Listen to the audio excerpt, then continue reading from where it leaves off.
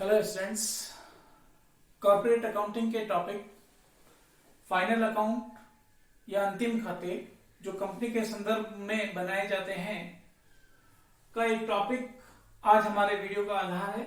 वो है प्रबंधकीय पारिश्रमिक, मैनेजरियल रेम्यूनरेशन की जो प्रबंधकीय क्षमता के तहत एक कंपनी में कार्यरत है, चाहे वो संचालक हो, चाहे वो मैनेजर हो, पूर्णकालिक संचालक हो, अंशकालिक संचालक हो, पर मैनेजिंग कैपेसिटी में जो कंपनी में काम कर रहे हैं, क्योंकि एक सार्वजनिक कंपनी में एक प्रबंध संचालक या एक मैनेजर का होता है और साथ में ये अंशकालिक संचालक भी हो सकते हैं।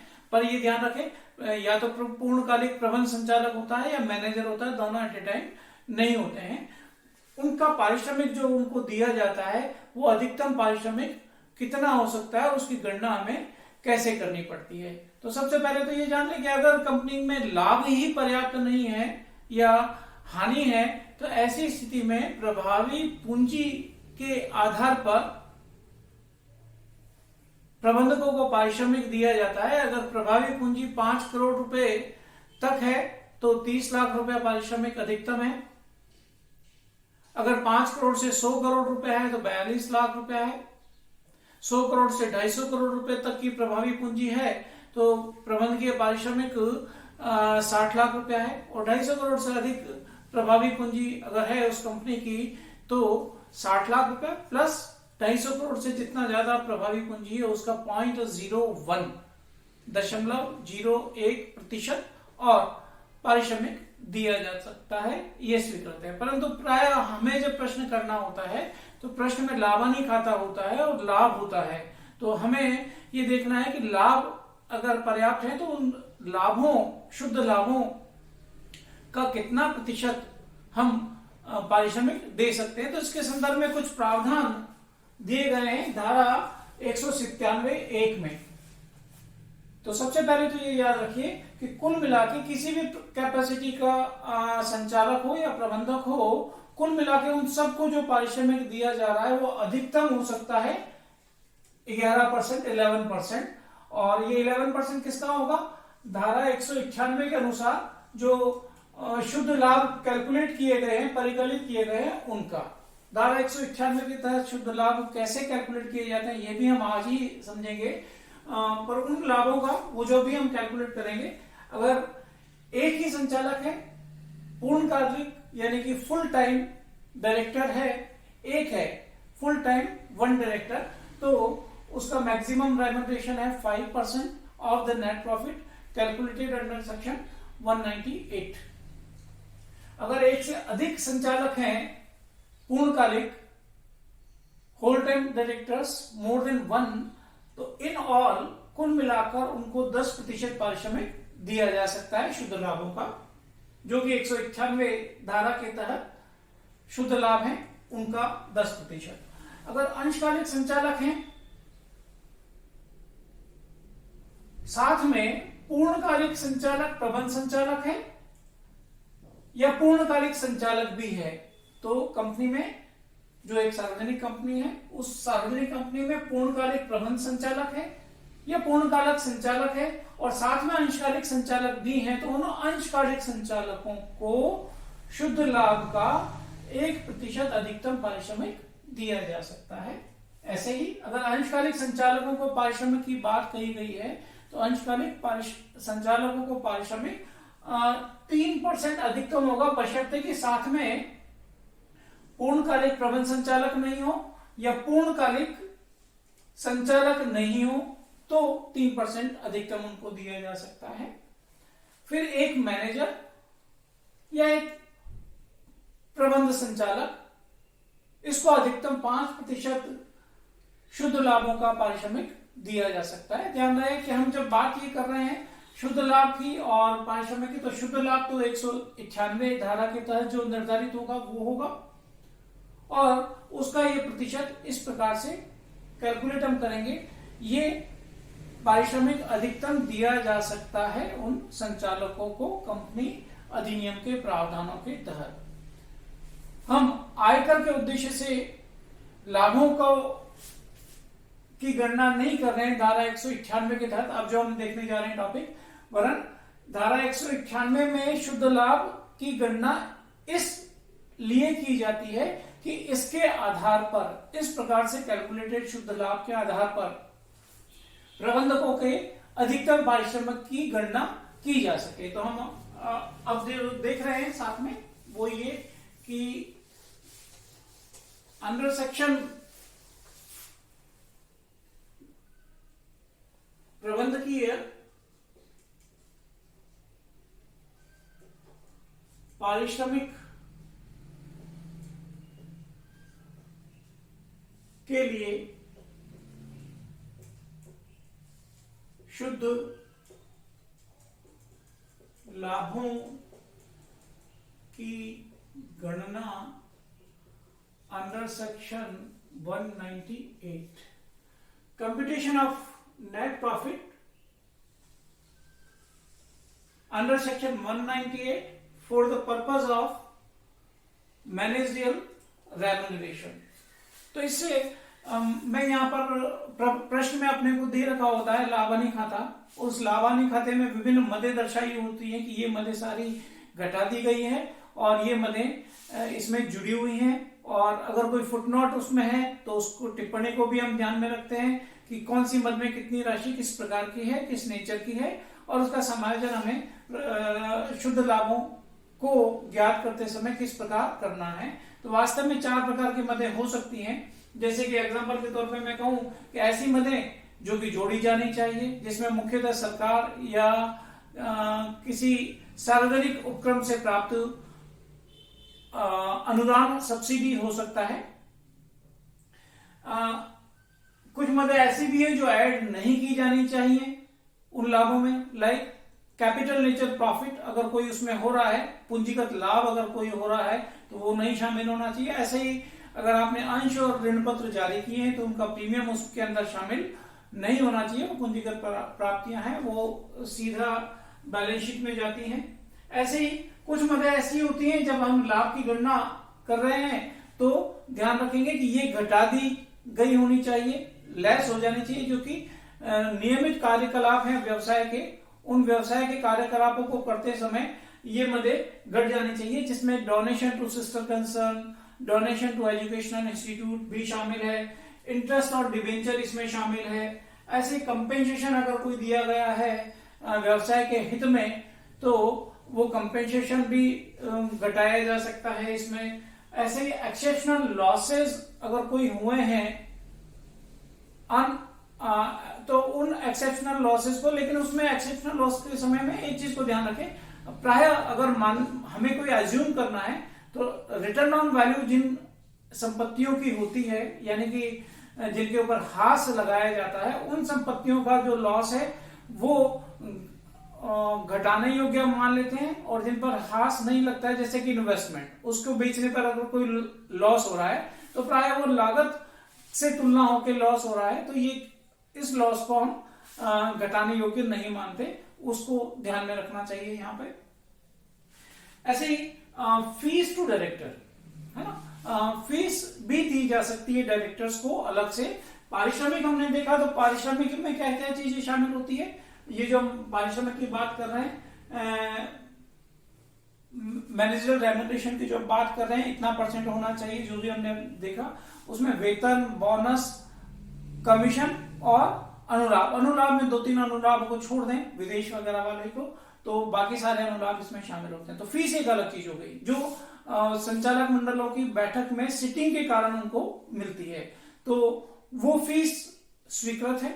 ऐसे ही कोई प्रबंध संचालक या संचालक ऐसा प्रोफेशनल व्यक्ति है जो कंपनी को प्रोफेशनल सेवाएं सर्विसेज प्रदान कर रहा है, उसके बदले में कोई पारिश्रमिक मिल रहा है, तो वो पारिश्रमिक इससे हटके है, इससे अलग है। तो फीस और इस प्रकार का पेशेवर पारिश्रमिक जो मिल रहा है उसको वो छोड़कर बाकी पारिश्रमिक के संदर्भ में उनको छोड़कर, मतलब वो स्वीकृत है, और बाकी पारिश्रमिक जो भी है रेम्यूनरेशन टू मैनेजर्स के नाम से, वो सारा वापस ऐड कर दिया जाता है, क्योंकि वो स्वीकृत नहीं है, घटाने योग्य नहीं है। तो इस प्रकार से अगर अपने को जो लाभ दे रखा है तो हमें ये ध्यान रखना है कि कौन सी मद घटा दी गई है परंतु घटाई नहीं जानी चाहिए थी, उनको वापस जोड़ दें, रिवर्स ट्रीटमेंट दे दें उसको। ऐसे लाभ जो शामिल नहीं किए गए परंतु शामिल किए जाने चाहिए थे तो उनको आप जोड़ दें।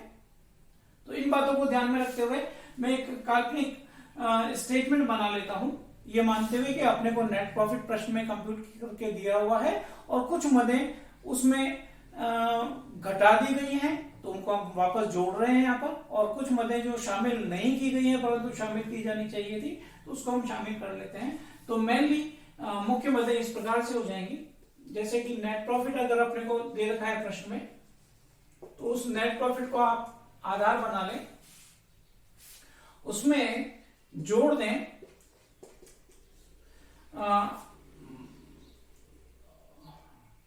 न घटाने योग्य मदें जो उपरोक्त लाभ ज्ञात करते समय घटा दी गई है।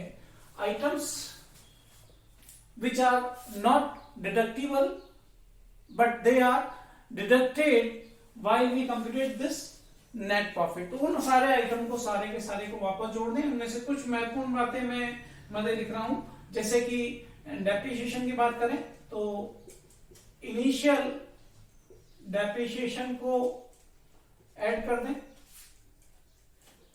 एक्सेस डेप्रिसिएशन को ऐड कर दें। एक्सेस का मतलब क्या हुआ कि धारा 123 123 के तहत जितना अलाउड है उतना ही घटना चाहिए, उससे ज्यादा अगर है तो वो डिफरेंस हम निकाल लेंगे और उसको हम जोड़ देंगे। ऐसे ही provision for tax, doubtful dates,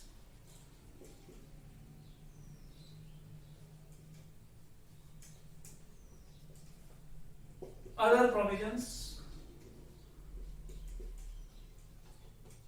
and transfer to reserve. किसी भी प्रकार के रिजर्व में अगर कोई ट्रांसफर कर दिया गया है तो वो ऐसे ही डेवलपमेंट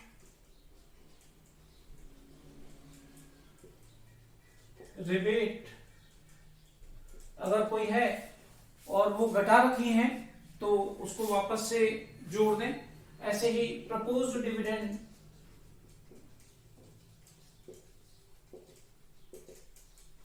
अगर घटा रखा है तो उसको आप वापस से ऐड कर दें। ऐसे ही प्रिलिमिनरी एक्सपेंसेस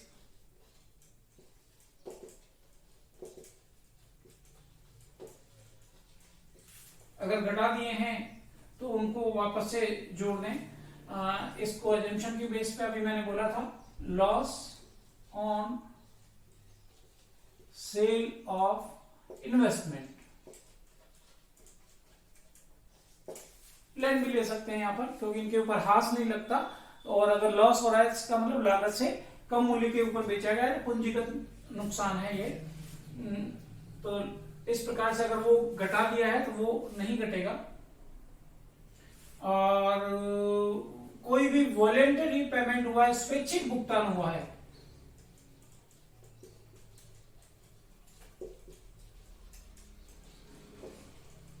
तो वो भी आप इसमें जोड़ दें स्वैच्छिक रूप से अगर कोई भुगतान दिया गया है तो। ऐसे ही मैनेजर्स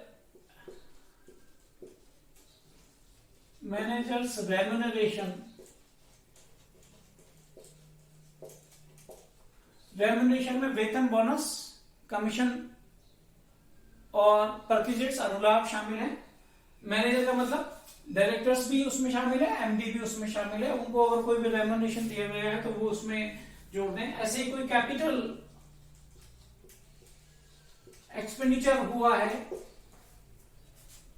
जैसे लेबोरेटरी बनवाई, साइंटिफिक रिसर्च के लिए लेबोरेटरी बनवा दी, उसके लिए पूंजीगत व्यय हुआ तो वो पूंजीगत व्यय भी वापस से जोड़ दें।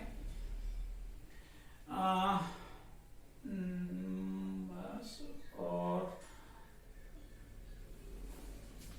इन ऐसी मदों को अगर वो प्रॉफिट एंड लॉस अकाउंट में डेबिटेड हैं तो उनको आप वापस से जोड़ के इस प्रकार से इन सारी मदों को जोड़ लें और इसमें से घटा दें लेस। अगर ऐसे ही मैं लिखूं जैसे ये लिखा है तो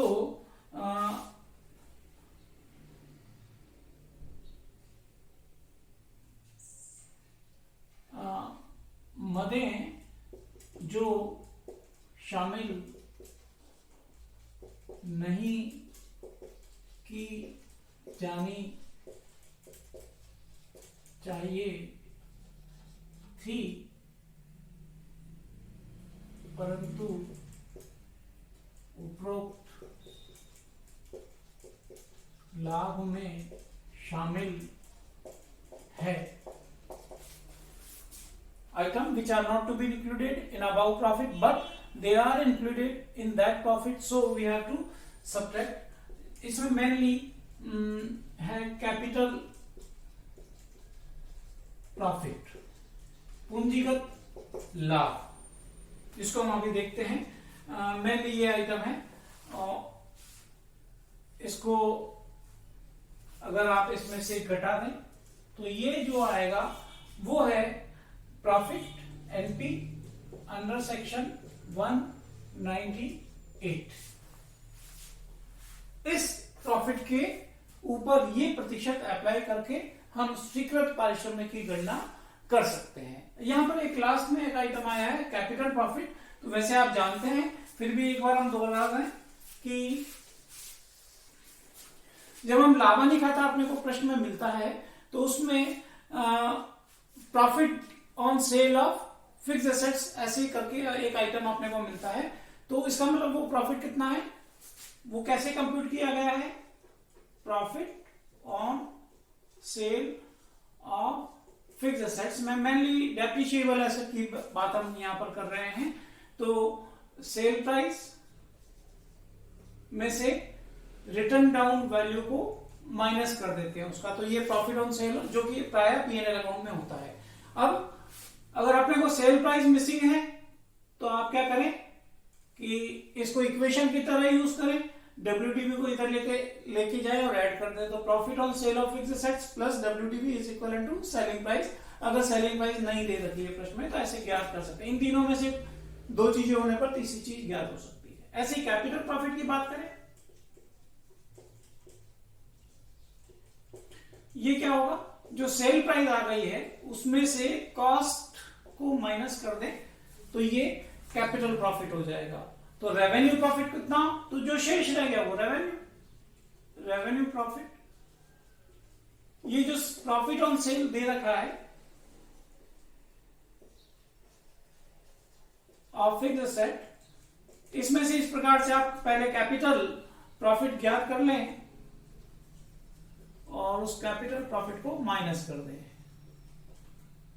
तो रेवेन्यू प्रॉफिट आ जाएगा। जो रेवेन्यू प्रॉफिट है वो शामिल रहना चाहिए, लेकिन कैपिटल प्रॉफिट उसमें शामिल लाभ में नहीं रहना चाहिए। तो वो कैपिटल प्रॉफिट जो लाभ में, चूंकि पूरा ही प्रॉफिट शामिल है तो कैपिटल प्रॉफिट को आप क्या करते हैं, वापस से घटा देते हैं इनडायरेक्टली, जो रेवेन्यू प्रॉफिट है वो शामिल रह गया। तो एक तरीका तो ये है जो हमें प्राय यही तरीका उपयुक्त है, जिसके आधार पर हमें under section 198 net profit compute कर लेना चाहिए नेट प्रॉफिट को आधार बना के। पर अगर सेल्स को आधार बनाया जा रहा है या ग्रॉस प्रॉफिट को आधार बनाया जा रहा है तो ऐसी स्थिति में फिर क्या करें, फिर जो स्वीकृत खर्चे हैं वो सारे घटा दें, यानी कि इन मदों को नहीं घटाएं, है ना। अगर ये मद आपको प्रश्न में दिख रही है, जीपी को अगर आप आधार बना रहे हैं, सकल लाभ को अगर आप आधार बना के उसमें समायोजन कर रहे हैं, अभी हमने किया इसमें नेट प्रॉफिट में, सकल लाभ में अगर ये समायोजन करके भी ज्ञात किए जा सकते हैं, तब आप केवल स्वीकृत व्ययों को घटाइए और लाभ जो शामिल रहना चाहिए उसको उसमें शामिल कर दीजिए। उस आधार पर भी एनपी अंडर सेक्शन 198 ज्ञात किया जा सकता है। पर प्राय नेट प्रॉफिट हमारे पास में प्रश्न होता है तो हमें इसी तरीके से कंपटीशन कर लेनी चाहिए। तो इस प्रकार से आज हमने देखा प्रबंधकीय पारिश्रमिक, ये अधिकतम इस लाभ के ऊपर आधारित होता है जो कि प्रबंधकों को दिया जा सकता है। अगर प्रश्न में स्पेसिफिकली अपने को इस प्रकार का लाभ हानि खाता दिया हो, सूचनाएं दे रखी हो, तो इस प्रकार से सबसे पहले आप समायोजन कर लीजिए उस शुद्ध लाभ में, और शुद्ध लाभ ज्ञात करने के बाद में ये परसेंटेज जैसी भी प्रश्न में स्थिति है उस प्रकार से अप्लाई करके अधिकतम पारिश्रमिक उस संचालक के लिए, पूर्णकालिक संचालक के लिए, मैनेजर के लिए, अंशकालिक संचालक के लिए, जैसी भी स्थिति प्रश्न में है उसको कैलकुलेट कर लीजिए, और अधिकतम पारिश्रमिक वो कंपनी जो दे सकती है वो केवल 11% दे सकती है। तो इस आधार पे हम मैनेजरियल रेम्यूनरेशन के प्रश्न कर सकते हैं। अधिकतम प्रबंधकीय पारिश्रमिक की गणना हम कर सकते हैं। धन्यवाद।